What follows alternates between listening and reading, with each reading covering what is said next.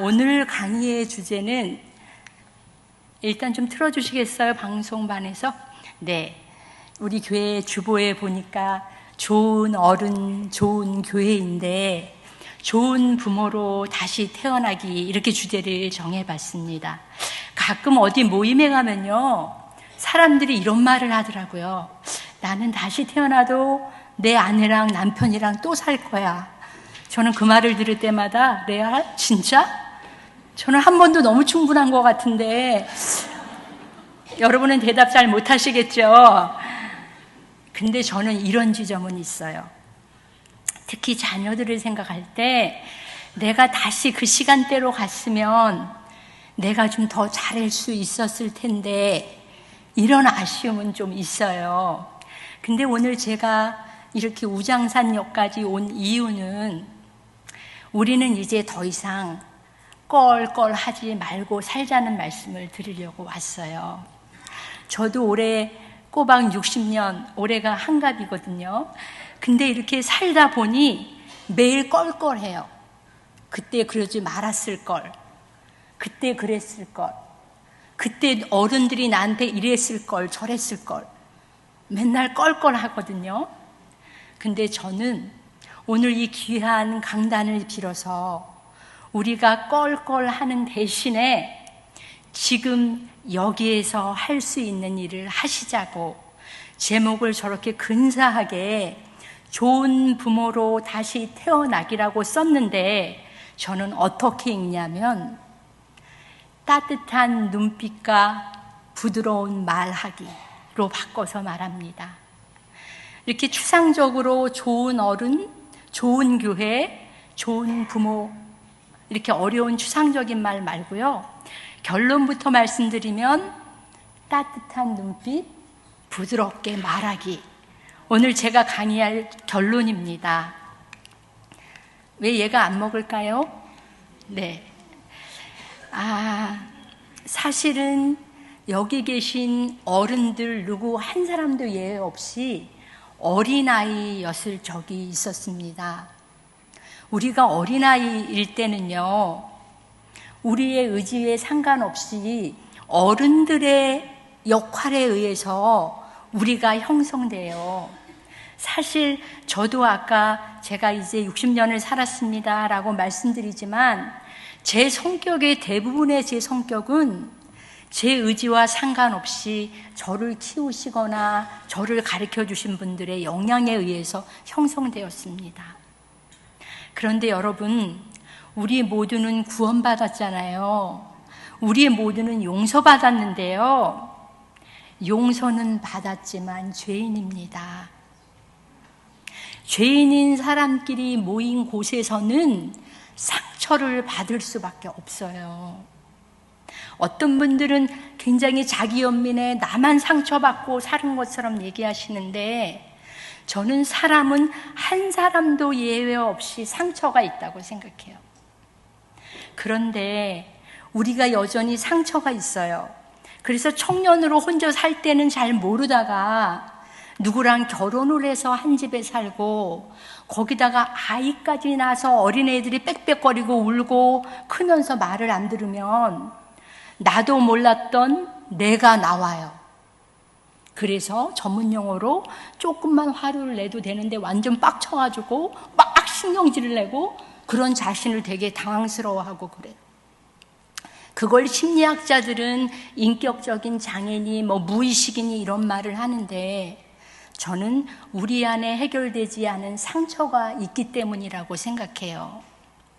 근데 하나님께서는 너무나 잘 아시는데요.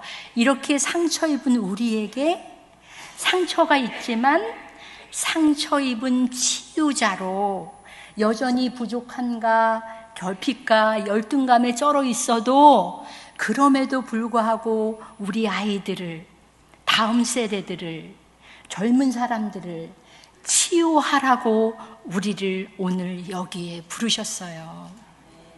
그러면 어떻게 그 일이 가능할까요? 여러분 한번 이 그림을 잘 보세요. 이 그림을 보셨을 때 나는 젊은 여자의 얼굴이 옆모습이 보여요. 그런 분 한번 손 들어 보세요. 혹시 그림을 보셨을 때 나는 메브리코 할머니의 옆모습이 보여요? 이러면서 손 들어보세요. 나는 둘 다 안 보여요? 손 들어보세요. 나는 둘 다 보여요? 손 안 드신 분은 그냥 안 하시는 거죠. 상관없습니다. 제가 이 그림을 보여드리는 이유는 우리는 똑같은 그림을 보는데 다른 게 보인다는 겁니다. 너무나 쉬운 얘기인데 우리가 매일 까먹고 살아요. 내가 보는 걸 내 남편이 본다고 생각하고, 내가 보는 걸 우리 아이들이 보고 있다고 생각하고, 내가 보는 걸 우리 교인들이 똑같이 봤다고 생각해서 자꾸 우기고 살아요. 쉬운 말로 우기지 말자고 이 그림으로 여러분을 이렇게 헷갈리게 했습니다. 다 보이거든요. 어떻게 볼 수도 있거든요. 그래서 저는 인생을 저보다 많이 사신, 여기 저보다 훨씬 연배가 더 되신 분들도 계시지만, 저는 누군가 저에게 인생이 뭐냐고 물어보면 저는 인생은 실수를 인내하는 과정이라고 생각해요. 우리는 아무도 지금 5월 19일, 2024년 5월 19일 3시를 살아본 사람은 한 사람도 없어요. 무슨 말이냐면 우린 누구도 예외 없이 한 번도 살아보지 않은 시간을 살아요. 아가씨로 총각으로 살다 어느 날 갑자기 누구의 배우자가 되고요. 갑자기 누구의 엄마가 되고 아빠가 되고, 교회에서도 집사님 되고 권사님 되고, 한 번도 안 해본 일들을 하는 거예요. 여러분 교회 와서 똑같은 일을 하는 것 같지만 내일은 오늘과 다른 날이거든요. 그러니까 우리는 매일 안 해본 일을 하고 안 해본 시간을 사니 당연히 실수를 하는 거예요. 그래서 우리는 내가 하는 실수에 대해서 관대해야 돼요. 왜 나는 그거밖에 못했어. 나는 왜 그래. 그리고 은근히 우리가 우리를 참 자책하고 우리를 디스하는 경우가 많거든요. 점잖은 분들은 디스가 뭔지 모르시죠. 젊은 애들은 자기를 안 좋아하는 걸 디스라고 불러요. 또 다른 사람의 실수가 너무 싫은 거예요. 저는 오늘 마리아 찬양팀이 성가대가 불러주신 사랑을 불러주셨는데, 여러분 고린도전서 13장 사랑의 장에 보면 여러 가지 덕목들을 이야기하지만 유일하게 인내에 대해서만 2번 얘기해요. 사랑은 오래 참고, 사랑은 모든 것을 인내하며. 주님이 우리를 이 땅에 보내신 이유는 또 하나의 사랑의 열매를 기대하셔서 우리를 이 땅에 보내셨는데, 우리가 결국 산다는 것은 나의 실수와 너의 실수와 우리의 실수를 참아내는 거예요. 저는 그게 우리가 살아가는 삶의 과제라고 생각해요. 근데 만약에 인내하지 않으면 어떤 일이 일어나냐면요, 내가 앞으로 실수할까 봐 불안해요. 그래서 나는 늘 불안하게 살아요. 또 내가 어제 한 실수 때문에 걱정해요. 또 나는 반복해서 실수할까 봐 초조해요.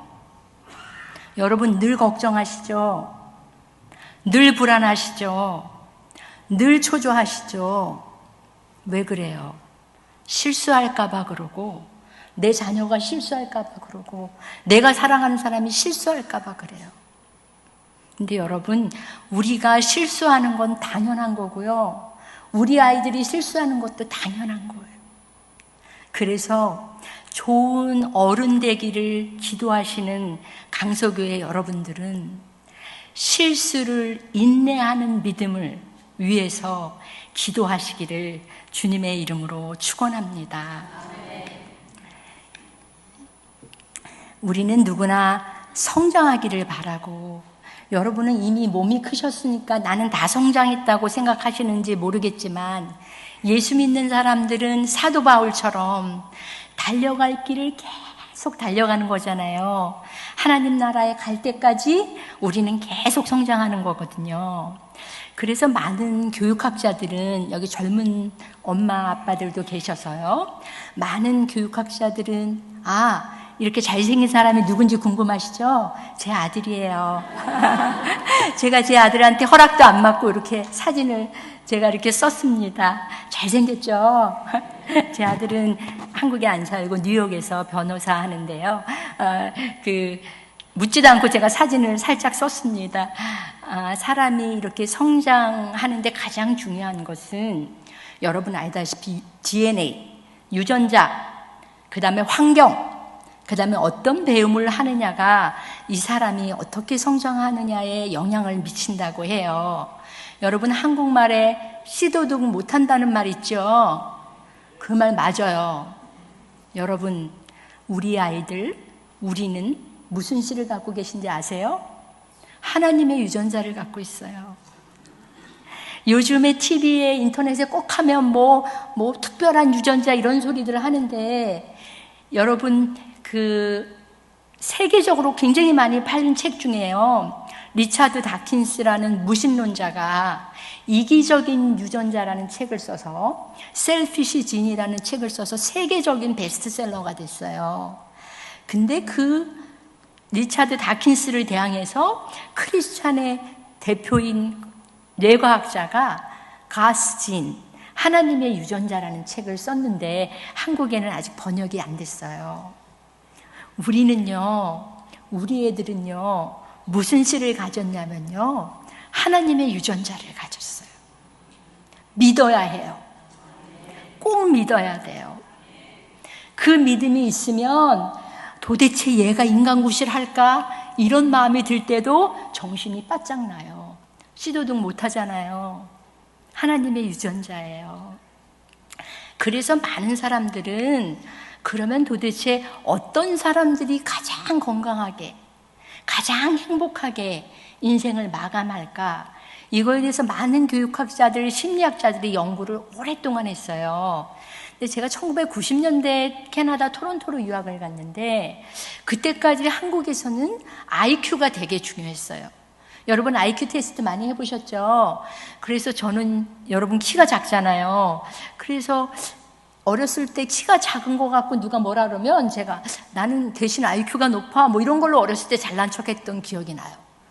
근데 여러분 생각해 보세요. 여러분이 IQ가 높으셔서 학교에서 중학교, 고등학교 때 방정식 막 이런 거 배우셨죠? 지금 그거 써먹으시는 분 있으면 한번 손 들어보세요. 여러분 중학교 때 How are you? Fine, thank you 배우셨죠? 그거 써먹으시는 분 있으면 한번 손 들어보세요. 제가 깜짝 놀란 게요. 캐나다 가니까 IQ 검사 안 해요. 미국 IQ 검사 안 해요. EQ 검사를 하는데 EQ 검사는 감성이라는 건데요. 감성과 감정과 지식이 섞여 있는 거예요. 쉽게 말하면 이런 거예요. 우리가 글로 모든 걸 배웠잖아요. 글로. 여러분 성경 글로 배웠잖아요. 그래서 여기서 많이 알아요. 근데 여기서 많이 아는 건요. 여기에만 있고 아무 의미가 없어요. 근데 감성 지수가 높은 사람은요. 여기서 배워서 일로 내려와서 행동으로 연결이 되는 거예요. 여러분 아무리 좋은 강사가 와서 강의를 해도요. 사실로 말하면 여러분이 모르는 말 하는 거 하나도 없어요. 근데 중요한 건 뭐예요? 여러분이 마음으로 받고 행동으로 옮겨야겠다는 결단이 일어나야 되는 거예요. 그래서 감성의 지수가 높은 사람들이 행복하게 잘 살다가 하늘나라 갔더라. 이게 심리학자들의 결과예요. 그러면 여러분은 감성 지수가 높으신 분인지 아니면 나는 우리 아이가 당연히 감성 지수가 높은 애로 키워야지 그런 생각을 하실 거 아니에요. 그러면 감성 지수는 어떤 사람이 높을까? 감성 지수는요. 여러분 제가 그림에 애들이 좋아하는 애니메이션 그림을 넣었는데 자기의 감정을 자유롭게 말할 수 있는 환경에서 사는 사람이 감성 지수가 높아요. 우리 한국처럼 뚝 울지 마. 남자애가 울면 왜 울어? 이렇게 교육을 받거나 어디서 화를 내? 어디다 대고 화를 내? 너무 잘하죠. 제가 평소에 하던 실력 나오죠. 이렇게 키우면 우울하거나 화가 나거나 불안하거나 이렇게 부정적인 감정은 절대 말을 못하고 참고 살게 우리 그렇게 주로 배웠잖아요. 이렇게 큰 사람은 행복하게 사는 게 어렵다는 거예요. 우리가 말로는 범사에 감사하고 항상 감사하겠습니다, 항상 기뻐하겠습니다 고백하지만 이렇게 자유롭게 자기 감정을 분출하고 표현하지 못한 아이들은, 못한 어른들은 행복하게 사는 게 어렵다는 거예요. 또 하나, 마음에 상처가 있는데 이 상처가 해결되지 않은 사람은 항상 기뻐하고 살기가 어렵다는 거예요. 그러면 우리는 우리 아이들을 특별히 어떻게 하면 좋을까요? 또 우리는 내가 여전히 내 마음에 상처가 있고 열등감에 쩔어 있고 이래서 내가 항상 감사하고 기뻐하는 게 어려운데 어떤 마음의 자산이 있으면 나는 건강하고 행복하게 사는 사람이 될까요? 그 첫 번째 자산이 신뢰인데요. 일반적으로 이 신뢰감은 언제 형성되냐면요, 아이가 태어나서 말을 하기 전 요 단계에 보통 형성된대요. 여기 아주 갓난 아이를 갖고 계시거나 조부모님들, 할머니, 할아버지들을 특별히 들으셔야 되는데, 젊은 엄마, 아빠들이 가끔 이런 거 물어봐요. 교수님, 우리 애는 왜 자꾸 울어요? 왜 이렇게 우는지 모르겠어요. 또는 영유아실에서 아기를 데리고 와서 울으면 집사님, 권사님들이 막 인상 쓰면서 애가 울잖아, 어떻게 좀 해봐, 막 그러시거든요. 근데 어떻게 해도 막 애가 울어요. 왜 그렇게 울을까요? 이러면 아이를 키워보신 분들은 답이 막 나오잖아요. 기저귀 갈아줘야지, 배고픈가 봐, 애 추운가 봐, 막 답이 나오시죠? 여러분, 아기는 우는 거 외에 할 수 있는 게 없어요. 그게 유일한 아이의 의사소통 방법이에요. 근데 그렇게 아이가 울 때 교회의 어른들이 엄마가 없으면 얼른 가서 아이를 보듬어주고 도닥거려주고, 이런 경험을 한 아기는요, 이런 말은 못하는데 우리가 살아가면서 삶의 마음의 힘이 되는 가장 첫 번째 자산인 신뢰감이 생기는 거예요. 그래서 이 애는 어떤 생각을 하냐면, 말도 못하는데 나는 되게 소중한 사람이구나, 누군가 나를 참 사랑해 주는구나, 나한테도 참 소중한 사람이 있구나, 이런 게 형성되는 거예요. 근데 여러분, 이게 얼마나 큰 재산이냐면요, 여러분 중에서 말로는 아멘하고 하나님 잘 안 믿어주시는 분 있죠? 요게 잘 형성 안 돼서 그래요. 여러분 중에서 누구를 전도해도 지독하게 전도가 안 되는 분 있죠? 어렸을 때 반드시 형성돼야 할 자기에 대한 신뢰와 타인에 대한 신뢰, 이게 형성되지 않은 사람은 어른이 되어서도 잘 못 믿어요. 그래서 여러분 혹시 강서교회 분들은 교양 있으셔서 이런 말 모르시는지 모르겠는데, 저는 어렸을 때 잘 못 믿고 의심이 많은 사람을 중국놈 빤스 입었다고 어른들이 그런 말 혹시 들어보셨어요? 여러분들 들어보셨군요. 왜 그런 말을 하는지 저는 모르겠는데, 의심이 많은 사람을 어른들이 중국놈 빤스 입었다고 얘기하시던데, 중국놈 빤스를 입어서 그런 게 아니고요, 어린 시절에 어른들이 아이가 울을 때 제대로 보호해주고 배려를 못 받았기 때문에 그게 형성이 안 된 거예요. 어린아이들 키우시는 분은 어린아이한테 이게 적용이 되지만 이건 평생 가는 재산이에요. 그래서 이건 굉장히 중요한 일이에요. 그 다음에 두 번째, 이제 보통 유치원을 가고 아이가 혼자 유아원을 가고 이런 단계가 되면요, 처음으로 자기 혼자 뭘 하는 단계예요. 뭘 선택하게 되는 거예요. 요것도 해보고 저것도 해보고 단추도 잠궈보고 물도 먹어보고 밥도 먹어보고. 그럼 이렇게 혼자 자율적으로 하면서 자꾸 실수하잖아요. 물도 쏟고 신발도 거꾸로 신고 막 그러잖아요. 그러면 젊은 엄마들이 바쁘고 그러면요, 할머니 할아버지들 보시다가 바쁘면 야야 내가 할게, 가만히 있어. 할머니나 할아버지가 다 해주고 엄마나 아빠가 다 해주잖아요. 저는 한국의 부모님들이 다 해주는 거 참 마음에 안 들어요. 뭐가 문제가 되냐면요, 어른이 되어서요 선택을 못해요. 여러분 남편 중에 그런 분 없으세요? 뭐 먹을까? 아무거나 그래놓고 시키면 기분 나빠해요. 왜 이거 시켰냐고. 그런 사람들 있죠? 그 사람은 성격이 변태라서 그런 게 아니고요, 어렸을 때 자율적으로 선택을 해보지 못해서 그래요. 우리 한국은 어른들이 다 해줘요. 그리고 진짜 중요할 때 알아서 하라래. 어떻게 알아서 해요? 다 어른들이 해줘놓고 이제 와서 알아서 하라면 어떻게 알아서 하라래요? 부모님이 해주고 학교에서 해주고 학원에서 해주고 과외 선생님이 해주고 다 해놓고 이제 와서 알아서 하라면. 그래서 어린아이들이 어렸을 때 실수할 때 자꾸 핀잔을 주고 자꾸 뭐라 그러면 우리 어른들이 굉장히 착각하는 것 중에 하나가요, 어른들만 지켜야 할 체면이 있는 줄 알아요.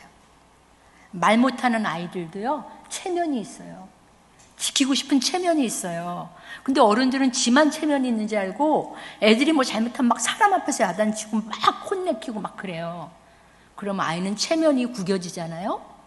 그러면 마음에 수치심이 생기면서 자기 스스로 뭘 하는 게 불안해지는 거예요. 그래서 태어날 때부터 소극적인 애들도 있지만 적극적으로 무슨 일을 못하게 되는 거예요. 그 다음에 이제 초등학생이에요. 자, 초등학생을 얘기하기 전에 뒤로 가면 거짓말하는 아이에 대해서 교회라 제가 좀 말씀을 드리려고 했는데, 원래는요, 옛날에는 초등학교 한 3학년 정도 돼야 아이들이 거짓말을 할 수 있었어요. 여러분, 거짓말 한다는 말은 뭐예요? 똑똑하다는 얘기예요. 머리를 전문 용어로 잔대가리를 굴릴 수 있다는 얘기예요. 잔대가리를 굴릴 수 있다는 얘기는 머리가 좋다는 얘기인데, 제가 저희 두 아이를 키울 때는 애가 울으면 젖을 줬어요. 근데 그 다음 세대에는 애가 울으면 우유병을 줬잖아요. 요즘 애들은 울으면 뭘 줘요? 핸드폰을 주잖아요. 동영상을 틀어주잖아요. 유튜브를 틀어주잖아요. 그래서 요즘 애들은, 어린 애들이 너무 똑똑해요. 그래서 벌써 말만 하기 시작하면 벌써 거짓말을 해요. 근데 특별히 우리 권사님들한테 좀 부탁을 드리려고요. 저희 교회에서도 우리 권사님 보니까 진짜 좋으신, 인자하신 권사님인데, 손녀가 거짓말을 했다고 막 애 너 죽고 나 죽자 하고 막 우시고 애를 막 혼내키고 문을 잠그고 막 이러셨다고 저한테 막 속이 상하셔서 상담하시더라고요. 그러지 마세요. 막 너 거짓말하는 거 누가 가르쳤어? 막 이러면서, 할머니가 다른 건 다 참아도 할머님은 권사라 거짓말하는 거 못 참아 이러고 혼내키시는데, 아이가 거짓말을 하잖아요. 왜 거짓말을 했을까요? 엄마한테 혼날까 봐. 할머니를 기쁘게 해주려고, 체면 지키려고 허세 피우느라고 거짓말하는 거예요. 우리 집은 더 좋다? 이건 뭐예요?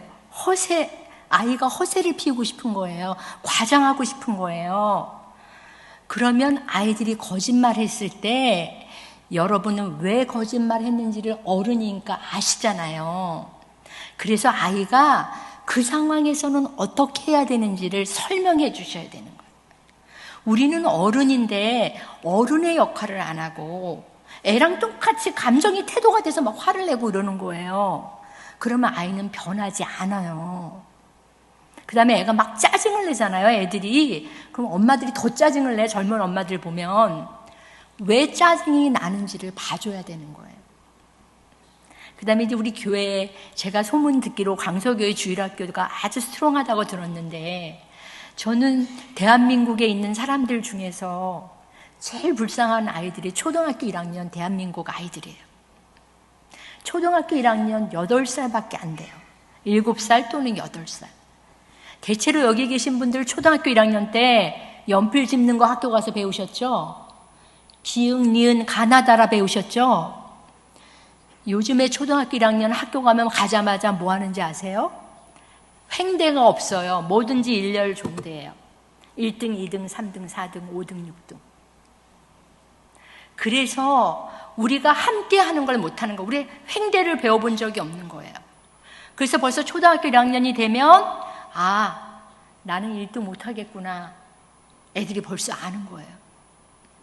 얼마나 상처를 입겠어요. 그 어린 마음에 1등이 좋은 것 같은데 난 아무리 생각해도 5등밖에 안 돼. 얼마나 마음이 아프겠어요. 얼마나 열등감에 쩔것이며 어린 마음에 얼마나 죄의식이 있겠어요. 엄마 아빠한테 미안할 거예요. 저는 이 귀한 자리를 빌어서 할머니, 할아버지, 엄마, 아빠, 초등학생들을 데리고 계시다면 꼭 부탁하고 싶어요. 우리 한국은 필요 없는 걸 선행학습해요.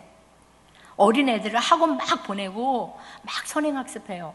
혹시 교회 학원 하시는 분 계시면 이해하고 들어주시기 바랍니다. 우리나라 초등학교 선생님들, 중학교, 고등학교 선생님들 공부 잘한 분들이에요. 학교에 보내놓으면 충분히 아이가 대학 가고 싶으면 보낼 수 있어요. 우리가 선행학습해야 되는 것은 이 험한 세상에서 아이들이 살아남을 수 있도록 마음의 힘을 키우는, 마음의 근력을 키우는 일을 해야 되는 거예요. 여러분도 힘든 세상을 사셨죠? 우리 애들은요, 사람끼리 경쟁하는 것도 이제는 힘든데 이제 앞으로는 AI하고 경쟁해야 돼요. 이제 몇 년 지나면 대학 졸업한 아이들이 할 일은 인공지능이 다 할 거란 말이죠. 이런 세상을 아이들이 사는데 우리가 아이들을 데리고 막 산수 외우키고 이런 거 하지 마세요. 그런 건 기계가 다 할 거거든요. 우리 아이들이 잘하는 일을 시켜야 되는 거예요. 저는 1990년대 가서, 제 아들이 1990년생이거든요. 근데 제 아들이 이제 초등학교 2학년쯤 되길래 구구단을 외웠어요. 한국식으로. 2는 2, 3. 2달을 외워도 얘가 못 외우는 거예요. 아, 얘가 바보임에 틀림이 없구나. 그래서 이제 학교에 캐나다에서 저는 그 초중고등학교를 안 나왔으니까 아이 때문에 학교에 가서 내가 이런 공부를 한 사람인데 일주일에 한 번씩 와서 학교에서 좀 일해도 되겠냐 그래갖고 학교에서 허락을 해줘서 일부러 아이 학년에 맞춰서 가서 학교에 일을 했어요. 근데 보니까 아무도 구구단 외우는 애가 없는 거예요. 산수 시간이 되니까 애들이 다 뭘 꺼내냐면 전자계산기를 꺼내는 거예요. 그때 한국에선 상상을 못하는 일이에요. 수학 시간에 전자계산기를 꺼내는 걸 한국에선 그때는 상상을 못하는 일이었어요. 똑같은 일이 이제 앞으로 일어난단 말이죠. 여러분의 아이들, 손주들, 이런 아이들이 할 때는 로봇가 와서 다 할 거란 말이죠. 그런데 여러분 필요 없이 산수 막 가르치고 영어 막 학원 보내고 이런 거 하지 마세요. 예, 좋은 말씀인 것 같은데 여러분, 그래서 여러분이 예수 믿고 구원받아서 우리가 하나님의 백성이 됐다는 얘기는 뭔가 달라야 되잖아요. 세상 사람들이 잘못하는 걸 똑같이 따라하면 안 되잖아요. 우리가 우리 안에 하나님이 계시고 분명히 하나님이 역사하심을 믿는 사람이라고 하면 우리가 이 한국의 문화를 바꿔야 되는 거예요. 그래서요, 여러분, 멀쩡한 애들 열등감 갖게 하지 마시고요. 멀쩡한 애들을 엄마 아빠한테 죄의식 갖게 만들지 마시고요. 적시 교육, 제때 맞춰서 교육하시는 거예요. 살아있던 사람 중에 가장 지혜로운 왕 솔로몬은 뭐라래요? 모든 것이 범사에 기한이 있나니, in his time, 하나님의 때가 있나니 적시 교육하란 말이에요. 그렇게 미리미리 막 애들 가르쳐서, 저는 여러분 우장산역에서 내렸는데 저희 동네 가까이에는 중계동이라는 동네가 있는데 그 동네는 초등학교 4학년이면 대학교 공부를 학원에서 해요. 미친 짓이죠. 근데 그렇게 공부한 걸 가지고 우리가 하나도 쓰지를 않잖아요. 행복하게 사는데 아무 영향이 없고 범사에 감사하는데 하나도 도움이 안 되잖아요, 여러분. 정말로 여러분 정신을 똑바로 차리시고, 특히 젊은 엄마들, 여러분 선행학습 하지 마세요. 그거 나중에 로봇가 대신 다 할 일이에요. 그래서 이제 청소년부가 되면요, 여러분 교회에 중고등학생들도 있고 대학생들도 있고 젊은 세대가 있는데, 여러분 한국의 청소년의 죽음의 1위가 암도 아니고요, 교통사고도 아니고요, 자살이에요. 저는 그 수치를 볼 때마다 우리가 딱 한 사람만 걔 옆에 있었으면 걔는 그런 선택을 안 했을 텐데, 내 새끼, 내 손주, 우리 교회 사람뿐만 아니라 젊은 사람들을 향하여 내가 품고 기도해 줬으면 이런 슬픈 일은 일어나지 않았을 텐데, 그런 생각을 자주 해요. 이 청소년들은 내가 누구인지를 잘 모르겠는 거예요. 내가 어떤 사람인지. 그럴 때 그 젊은 애들이 자기가 어떤 사람인지 어떻게 할까요? 우리가 대해 주는 걸 보고 알아요. 여러분, 여러분이 존경받는 교인인지 어떻게 아세요? 다른 사람들이 여러분을 보는 눈빛, 여러분을 대하는 태도를 보고 알잖아요. 아이들도 자기가 존귀한 사람인지 보배로운 사람인지 여러분이 걔에게 하시는 말, 표정 이런 걸 보고 안단 말이에요. 말로는 내가 널 너무너무 사랑해 축복해 하곤 바로 돌아서서는 다른 언어를 쓰면 청소년 아이들은 혼란스러울 수밖에 없어요. 그래서 여러분이 여러분 꼭 가족이 아니더라도 젊은 세대들을 바라볼 때요, 연습하셔서 따뜻한 눈빛, 부드러운 말, 나는 좋은 어른으로 태어날 거야 결심하시고 거기서부터 시작하시는 거예요. 그렇지 않으면 사람이 살아가면서 꼭 필요한 마음의 힘을 키우는 대신에 상처 주는 어른들 때문에 야단치고 비판하고 비난하고 망신 주고 심지어 애들이라고 애들의 생각을 젊은 애들 용어로 개무시하고 이러면 아이들은 아프고요. 우리도 그래서 아픈 거거든요. 저는 캐나다에 있을 때 17년 동안 안병동에서 일을 한 적이 있어요. 근데 이제 캐나다는 복지가 잘 되어 있으니까요. 안병동에 이제 본인이 입원을 하면 가족들을 의사나 정신과 의사나 사회복지사가 계속 치료를 해줘요. 만나서. 왜냐하면 오랜 병을 하는 가족도 많이 힘드니까요. 근데 어떤 의사방에 있던 글이 저는 항상 제 마음에 그 글이 제 마음에 항상 저를 두드려요. 이렇게 쓰여 있어요. 말에 물린 사람은 반나절을 치료받고 집으로 돌아갔습니다. 뱀에 물린 사람은 3일을 치료받고 집으로 돌아갔습니다. 그러나 사람의 말에 물린 사람은 아직도 병원에 입원해 있습니다.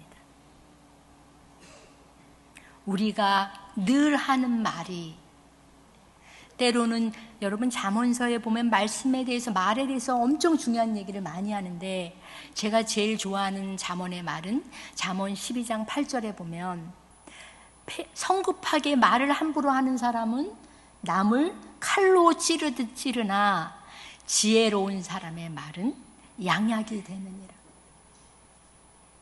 여러분의 말에 여러분이 하나님에 대한 사랑을 실었으면 좋겠어요. 여러분의 말에 내가 하나님에 대한 나의 사랑을 실었으면 좋겠어요.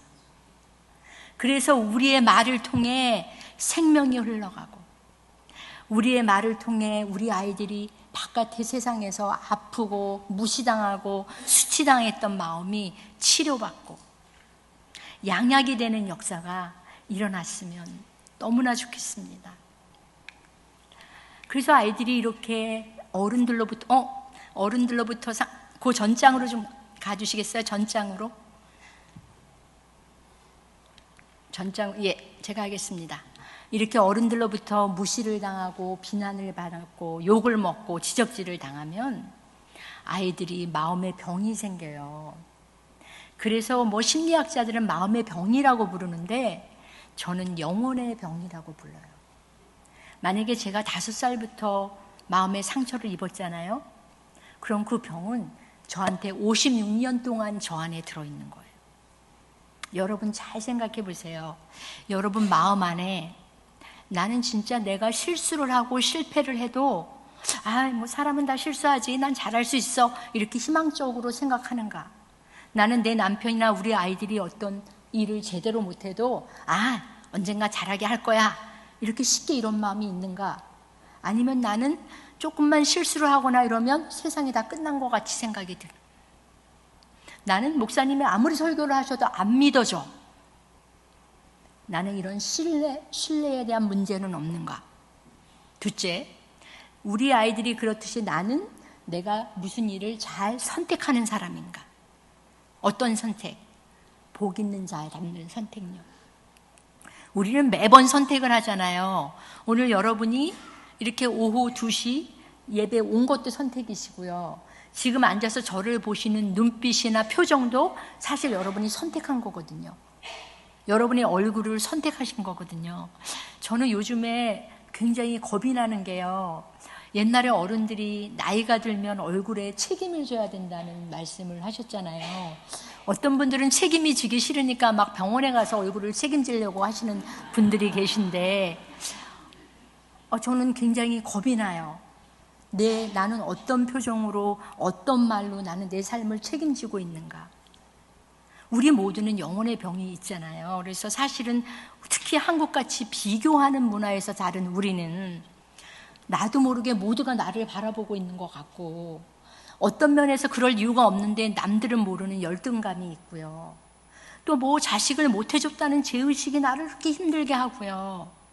저 같은 경우는 유학 가서 얼른 박사하고 와서 교수할 줄 알았는데 캐나다에서 살아서 저는 돌아가신 엄마한테 효도 못했다는 죄의식에 매일 저는 저희 어머니가 7월에 돌아가셨는데 계속 7월이 되면 자주 울어요.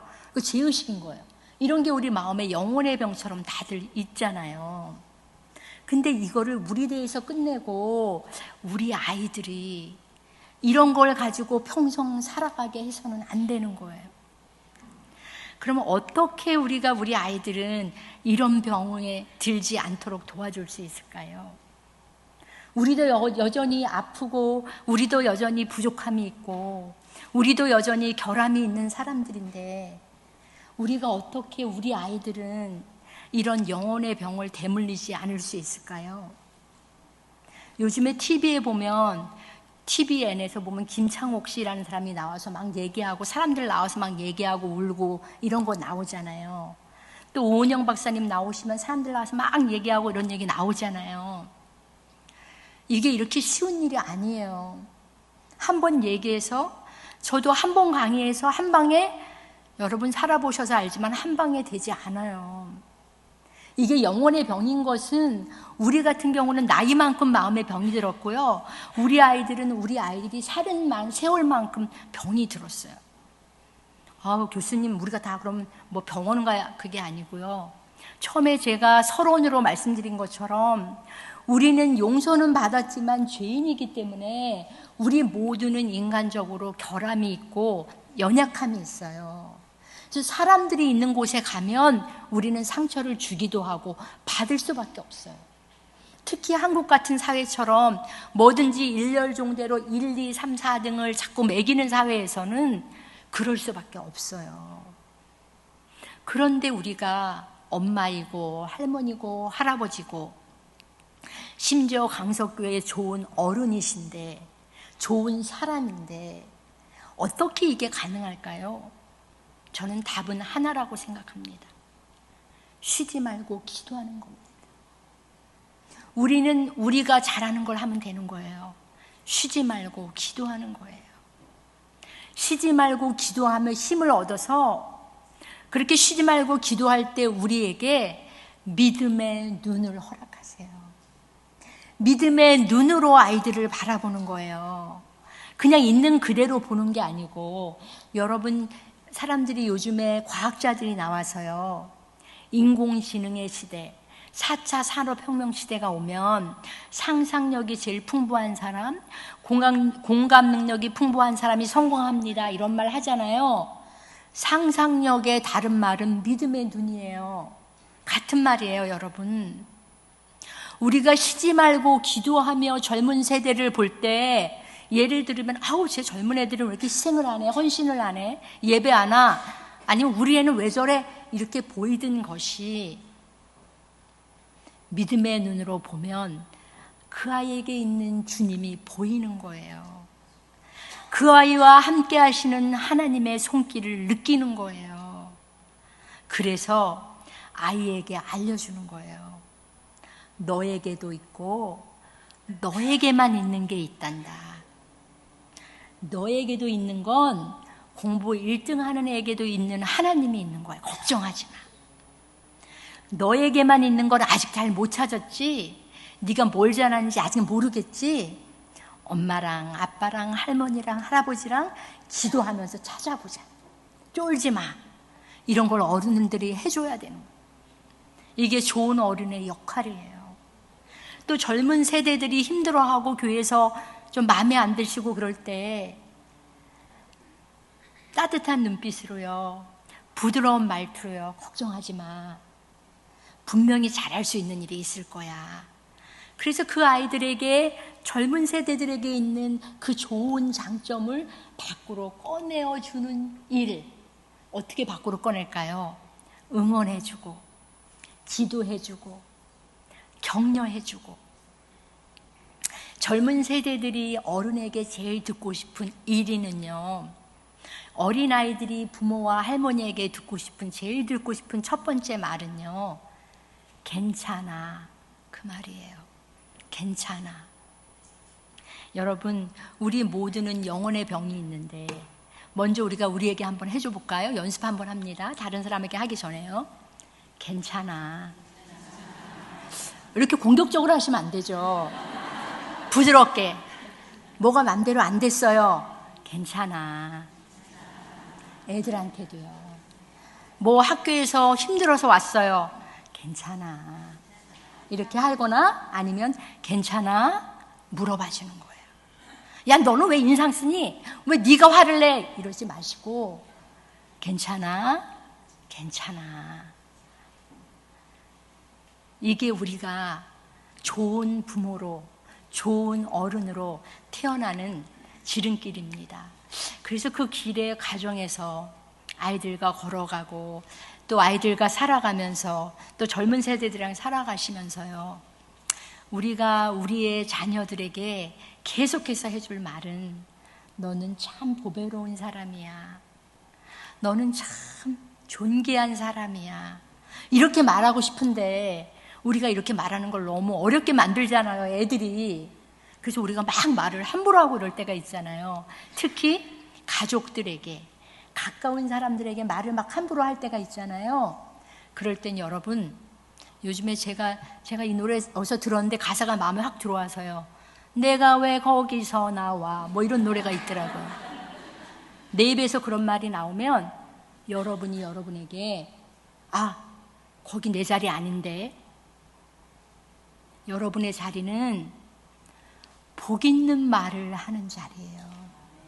우리는 복 있는 사람이거든요. 여러분, 복 있는 사람 표정을 한번 지어보세요. 여러분, 존귀한 사람의 표정을 한번 지어보세요. 사람들이 보통 나이 들어가면서 목표가 아주 근사한 폼나는 노인으로 늙고 싶다는 얘기를 많이 하거든요. 교양 있는 어른으로 늙고 싶다는. 근데 여러분, 우리는 복 있는 사람, 존귀한 사람, 보배로운 사람들이에요. 그러니 우리에게 나오는 말은 복 있는 말이 나와야 돼요. 존귀한 말이 나와야 돼요.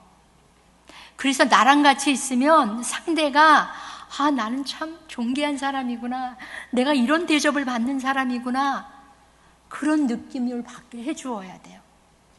근데 우리는 사실 어른들이 우리한테 별로 이렇게 안 해주었거든요. 그래서 자연스럽게 되지가 않아요. 어색해요. 내가, 어떤 분들은 제가 부부교육 가서 남편한테 예쁘게 말하라면 그럼 이상해요 막 이러시는데, 연습하는 거예요. 저는 죽을 때까지 연습해야 된다고 생각하거든요. 세상을 살았던 사람 중에 가장 지혜로운 사람은 아까 말씀드린 솔로몬이고요, 가장 똑똑한 사람은 아인슈타인이에요. 근데 아인슈타인이라는 사람이 이런 말을 했어요. 어제와 똑같은 오늘을 살면서 멋진 내일을 꿈꾸는 사람이 있다면 그 사람은 또라이다. 이 또라이다란 말은 제 번역이고요.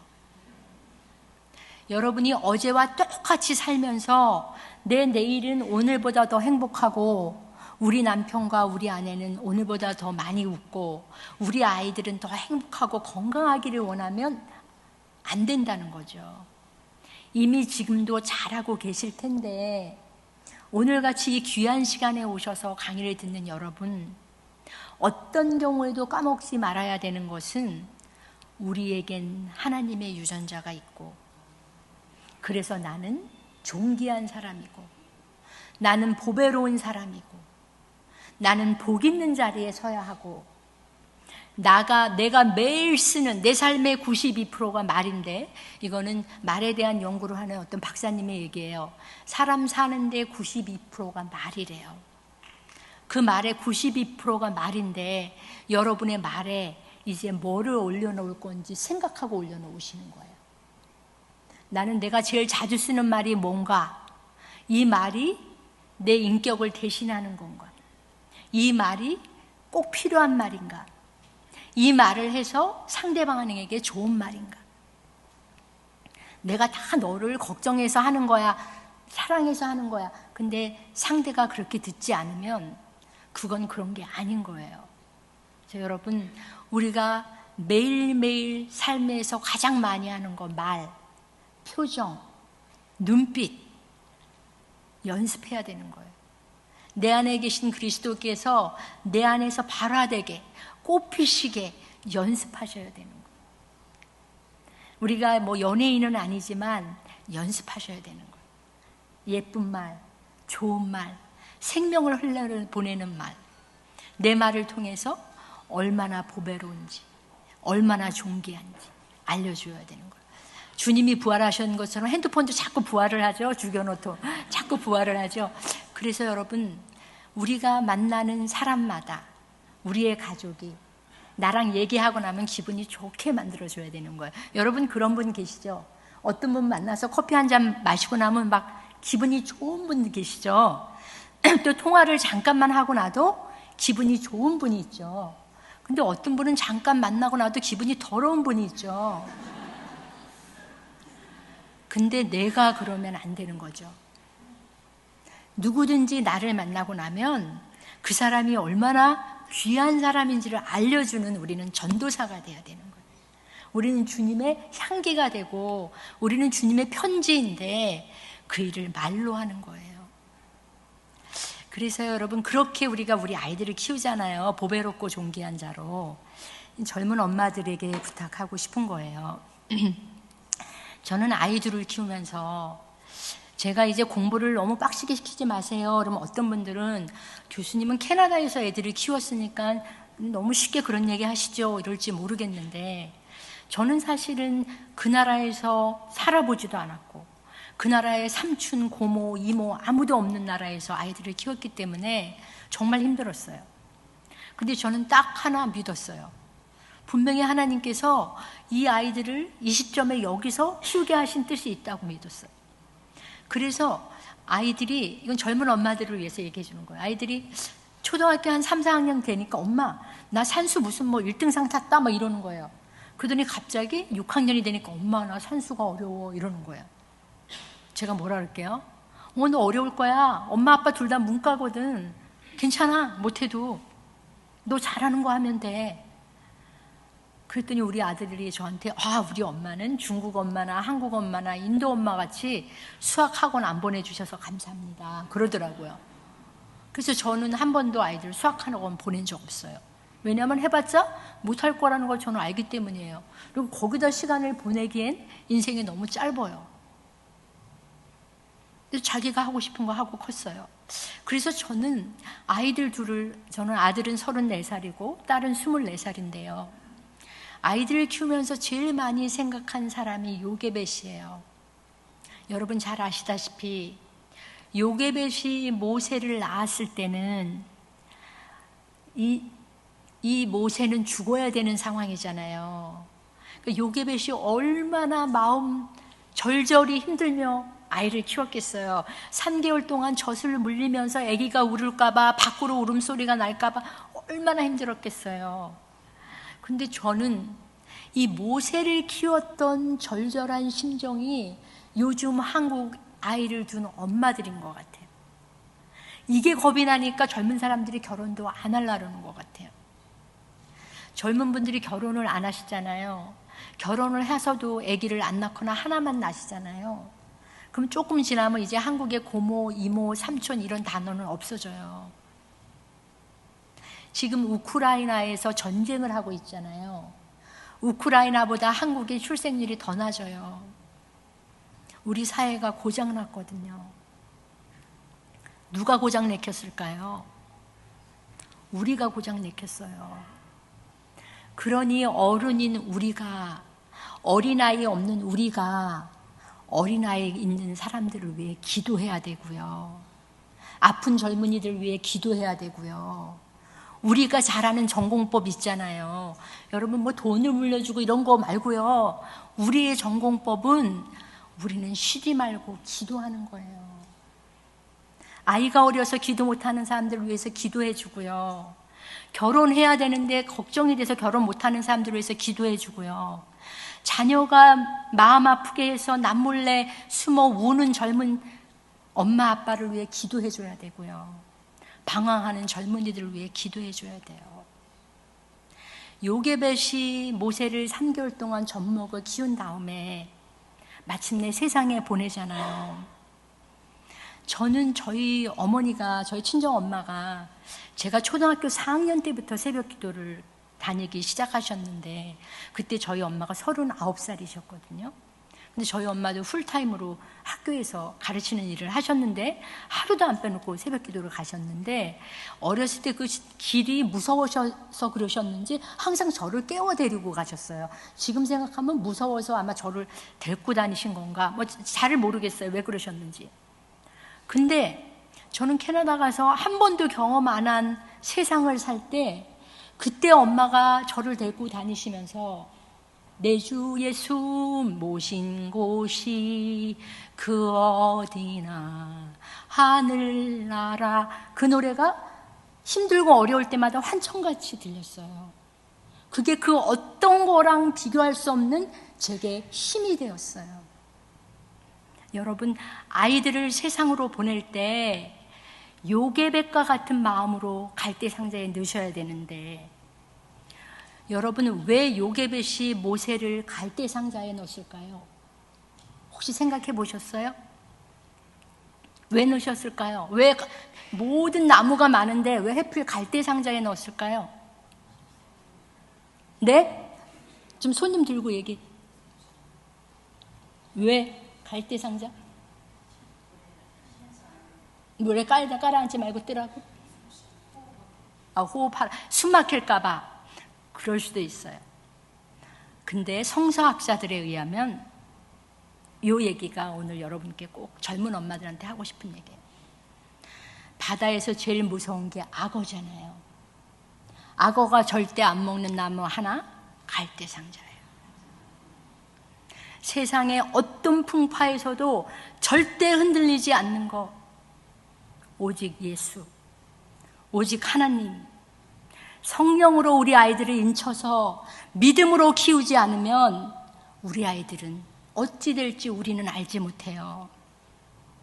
여러분 혹시 교회에 오셔서 늘 인사를 받던 권사님이 눈을 안 마주치고 고개를 팩 돌리면 그날 예배 하루 종일 예배 내내 설교가 은혜가 안 되시죠?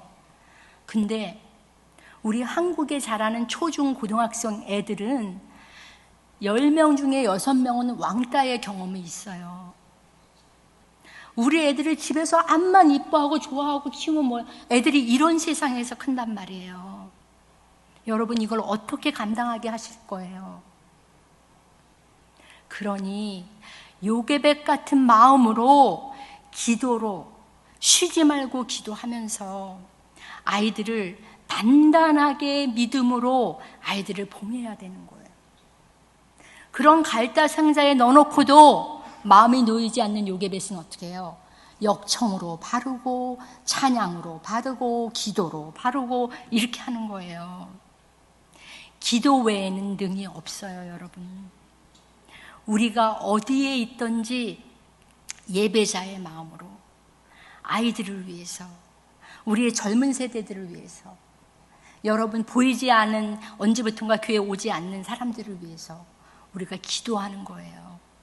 또 여러분이 오늘 강의를 들으시면서 나는 이런 마음의 병이 있구나 이런 걸 깨달으셨잖아요. 그럼 어떻게 해야 돼요? 그대로 놔두면 안 돼요. 내가 나이가 몇 살인데 난 이렇게 살다 죽을래? 아니요. 이대로 살다 죽으면 안 돼요. 내가 내 마음의 병, 내가 해결되지 못한 정서적 앙금이 있으면 나만 피곤한 게 아니고요. 나랑 같이 사는 사람도 피곤하고요. 우리 자식도 피곤하고요. 우리 직장 사람도 피곤해요. 어떻게 해야 돼요? 주 예수 앞에 들고 나와야 되죠. 하나님, 나는 공고한 사람입니다. 아버지, 나는 이런 육신에 이런 마음의 병이 있습니다. 난 아직도 열등감에 쩔어 있고요. 나는 어렸을 때 돈을 마음껏 쓰지 못해서, 공부를 많이 못해서 나는 이런 부족함이 있고 결함이 있습니다. 주님, 해결해 주시옵소서. 주님, 반드시 해결해 주시옵소서. 여러분이 이렇게 하실 때 어떤 현상이 일어나냐면요, 여러분 중에 코로나 걸리셨던 분 한번 손 들어보세요. 코로나. 2020년부터 코로나 생각보다 안 걸리셨던 분이 더 많네요. 여러분, 코로나는 뭐가 무서워요? 전염이 무섭잖아요. 코로나처럼 진짜 전염성이 강한 게 뭔지 아세요? 여러분이 원하든지 원하지 않던지 간에요, 여러분의 자녀들이나 손주나 손자나 젊은 세대들이 여러분을 똑 닮아요. 좋아서 똑 닮고요, 흉보면서 똑 닮아요. 저는 방학 때만 새벽 기도를 가는데, 새벽에 새벽 기도를 갈 때 세수만 딱 하고 거울을 보면 돌아가신 저희 엄마가 확 있어가지고 제가 깜짝 놀래요. 우리가 이렇게 몸만 닮는 게 아니고 똑 닮아요. 그러면 우리도 상처 입은 영혼인데 아이들에게 보여주는 거예요. 할아버지는, 할머니는 이런 열등감을 가지고도 범사에 감사하면서 산단다.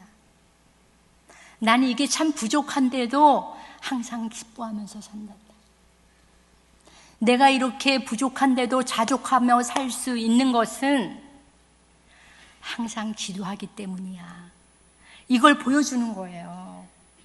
그럴 때 비록 우리가 상처 입었지만 치유하는 기도를 통해 우리가 주가 주신 복을 세며 살 때 우리 아이들이 살면서 별의별 상상도 못한 일을 당해요.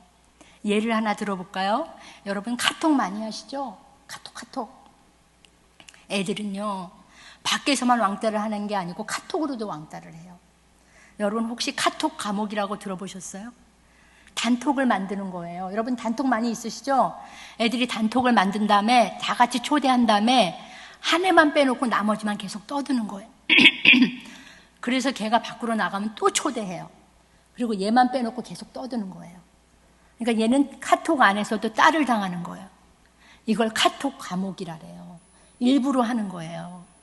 애들이 이렇게 이런 일 저런 일로 너무 힘든데, 여러분, 우리가 그 아이들과 눈을 맞춰서, 사실은 우리가 굉장히 모르고 있는 게요, 우리가 어른이니까 너희보다 훨씬 힘든 세상을 살고 있다, 이런 생각을 하는 거예요.